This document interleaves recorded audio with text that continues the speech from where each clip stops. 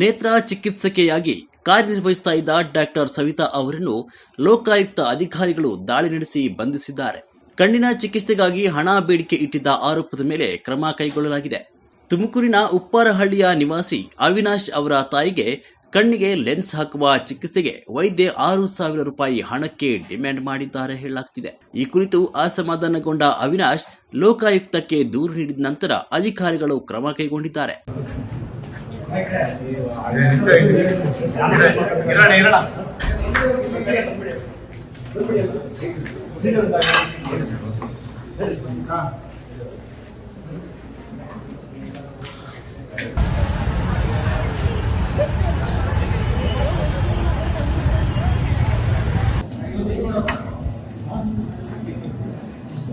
ಮಧ್ಯಾಹ್ನ ಸಮಯದಲ್ಲಿ ಆಸ್ಪತ್ರೆಯ ಸಿಬ್ಬಂದಿ ಮನೋಜ್ ಮೂಲಕ ಹಣ ಸ್ವೀಕರಿಸುವ ವೇಳೆ ಅಧಿಕಾರಿಗಳು ದಾಳಿ ನಡೆಸಿ ಡಾಕ್ಟರ್ ಸವಿತಾ ಅವರನ್ನು ರೆಡ್ ಹ್ಯಾಂಡ್ ಆಗಿ ಹಿಡಿದರು. ಲೋಕಾಯುಕ್ತ ಡಿವೈಎಸ್ಪಿ ಮಂಜುನಾಥ್ ಅವರ ನೇತೃತ್ವದಲ್ಲಿ ಕಾರ್ಯಾಚರಣೆ ನಡೆದಿದೆ.